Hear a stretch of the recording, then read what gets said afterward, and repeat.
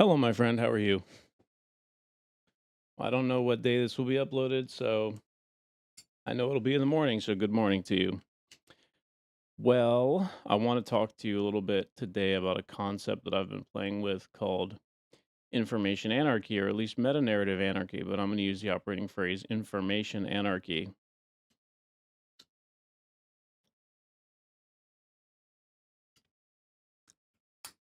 And that's because I think it accurately describes something that we're going through as a nation, which is that we don't have a binding narrative structure, we don't have a central doctrine, we don't have any cohesion as a people. We don't know if we should go this way or if we should go that way. We're not really sure. And it's a big problem because the net effect of it is that instead of, you know, being like oarsmen on a ship, all pulling towards the same direction, hopefully even in tandem with the wind on the sails, and then you really get some good momentum going. When we apply effort as a nation, it's more like tug of war, and we're all basically spending a lot of our energy in efforts to uh, not move at all. And then when the other group tries to pull a different direction, we're doing the same thing in the opposite direction. Unifying meta narratives are kind of crucial to progress, at least at the nation level. But we don't have one. Um, we have competing narratives, and part of the reason for this is because of what I'm describing as the you know, anarchy of information or dissolution of meta narrative. And this is one of the important issues in our nation that is plaguing us. This issue is more important than foreign entities um, by a lot. And the reason it's more important is because, at least in theory, we here in the United States are the most powerful nation on earth. And no one is going to take that from us unless we become very inefficient and basically destroy our ability to progress. So, um, information anarchy is a big problem. Um, and it was really developed in its early phases as sort of a response to an issue that we had in the opposite direction, which I would describe as an information tyranny. Um, Central narratives were heavily controlled. Um, And in fact, strict consequences were applied to those who rejected them and spoken in opposition to them by kings and emperors and um, royal class, elites, etc.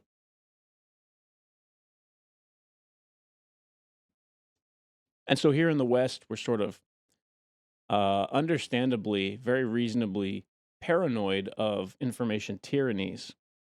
But we don't seem to have a good appreciation for the danger of an information anarchy. And I believe that information anarchy with the advent of the internet is actually going to be one of the repeating crises of the future. This is one of my predictions, is that the internet is sort of a genie in the bottle that you can't put back in. And the horns on this particular entity is the proclivity towards an information anarchy, where because of the overabundance of accessibility and information, people will choose different meta narratives to buy into. And this will cause um, a lot of chaos and a dissolution of unity. And so, um, as opposed to the primary concern being who decides what, um, the question is, what can you believe? Because the abundance of information will be very, very profound. It will be everywhere. So, yes, information anarchy. Um, basically, on any question, there will be 50 different versions of it, which are, offered up, and you can opt into any one of those 50 directions. And you basically end up with a certain kind of chaos, which is very disorganized in its nature. That's a good place for a cat. I like that. She found a good place right here on my leg. Very, very good. And so you'll have so many options, and people will choose whichever one feels the most appropriate, since it's basically impossible to validate any particular answer or narrative. They will all be sort of theoretical at some level because they're all being perceived and you weren't there. So you're basically just going to opt into whichever one sounds the most reasonable to you. And multiply that by, 50 years or 100 years. And pretty soon you have competing versions of history that don't align and could not ever be compatible. And part of the world will believe in one, and another in a different one, and then another in a different one, even still. And history becomes very sort of intangible. And the response will be, well, how do you know which versions of history were ever true? And the answer is you don't. That's not the point of this argument. The point of this argument is that the consensus was drawn and people moved forward with an agreement. And cultures were built on the idea that these versions of history were true. And because of that, people aligned and created unity. And we are not going to have that kind of unity based on narrative because we have an information anarchy.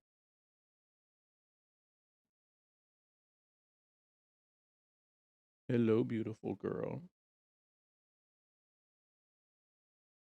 Boba has strong thoughts about information anarchies. That's why she's decided to join this conversation. She wants to participate in it. Well, information anarchies. So you get to decide whatever you want.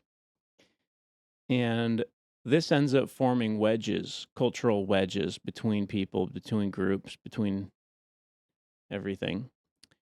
And this, in turn, ends up creating cultural tribes.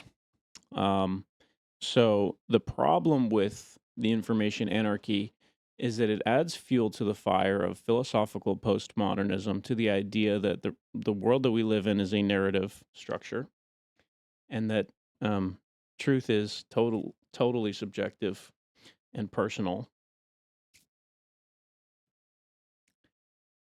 And that lends into neo-tribalism, which is also a subgroup of postmodernism. And neo-tribalism will be enhanced. It will add fuel to that fire as well. And so what we're going to end up with are abstracted tribal groups based on collections of ideas, clusters of ideas, which this group hold in common. And those abstracted tribes will go to abstracted war with one another and attempt to demolish their opponents. And so the world, because of the information anarchy and because of the tribal aspect of the ideological clusters that they have accepted, will become like warlords. And the world will be rendered into combat.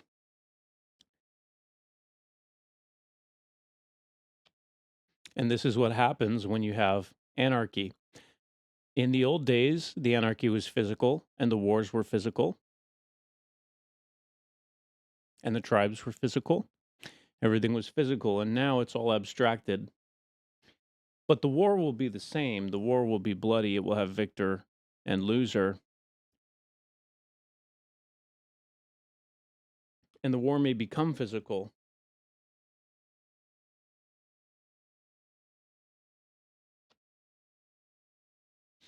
And so then the question becomes, what do we do about this problem? If anarchy is the problem, Well, if we're going to continue with the analogy, tribalism and anarchy are both ostensible structures of government, right?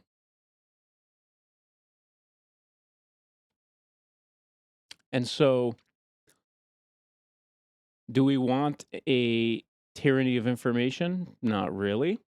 So maybe we don't choose monarchy or empire as the solution to this problem. Maybe we don't go for a tyranny of ideas, but perhaps we go for a republic of ideas, um, democracy of ideas.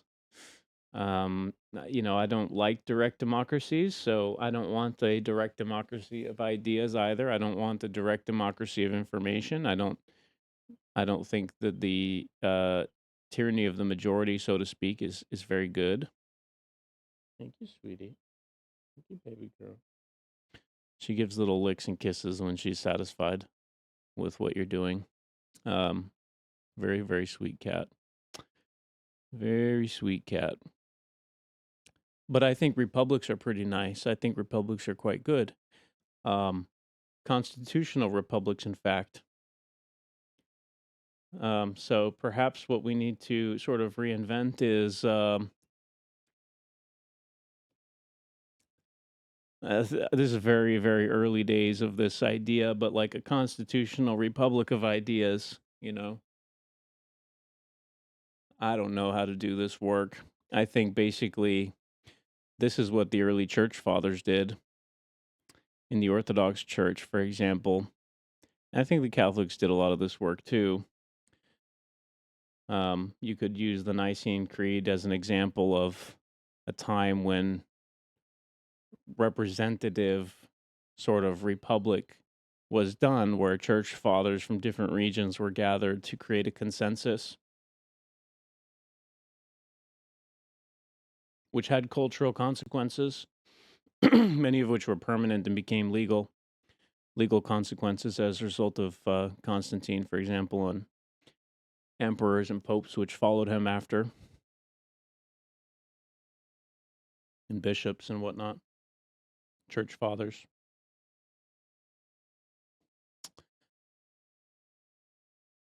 But really, excuse me, I think it's the responsibility of the people to um, choose the best things in their heart as to be the things which lead them and guide them. And so I think we have to resolve this problem inside of us, but the information anarchy is creating a lot of trouble. I do think that this is part of the reason why the Orthodox Church is growing. This video has a lot in common with my previous video because it touches on a lot of the same subject matter.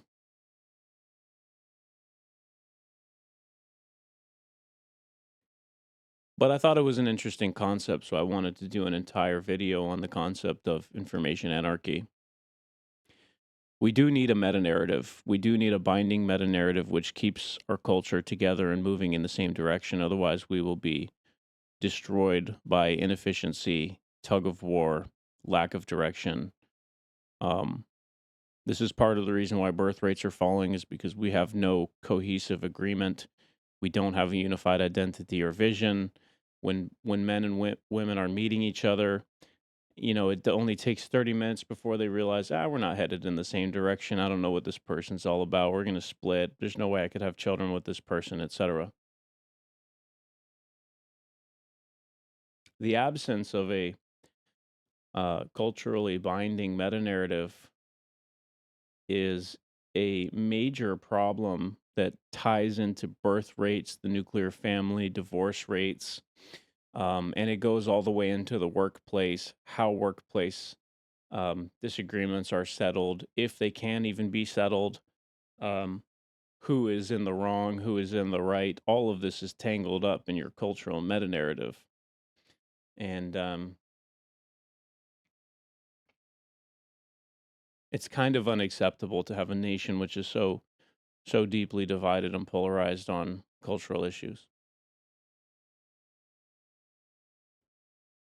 But that doesn't mean that I'm advocating for any kind of tyranny or governmental structural change. I'm not.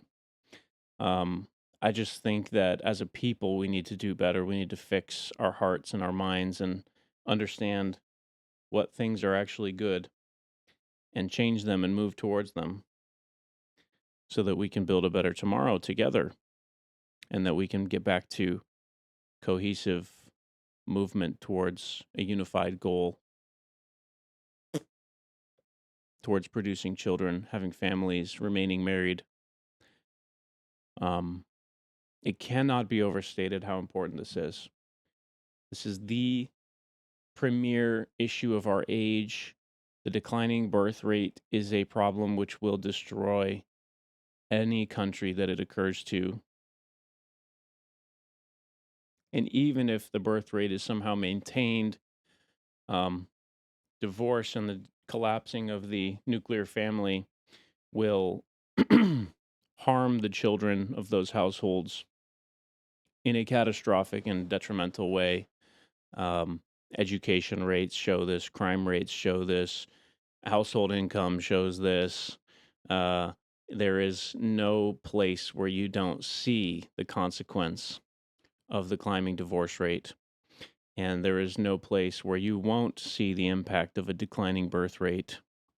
And um,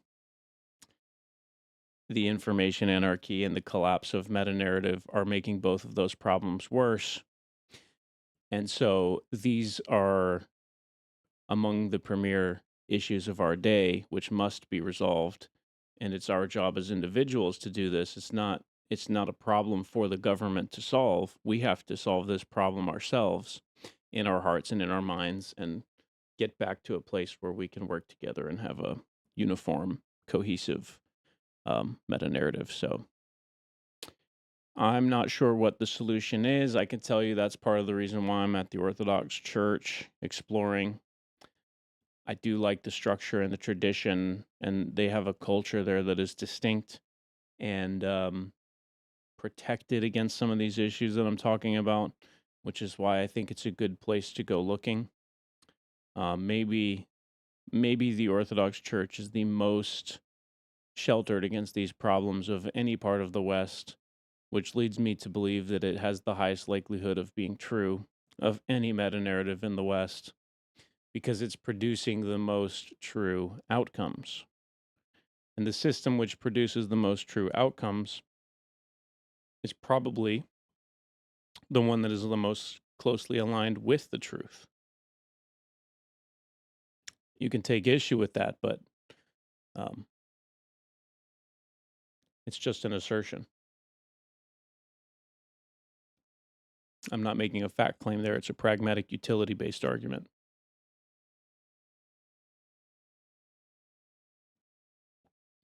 So, well, my friend, that will be the video. I just wanted to briefly discuss the information anarchy, which is prevalent in our culture due to our technological advancement and our philosophical um, decay as a people.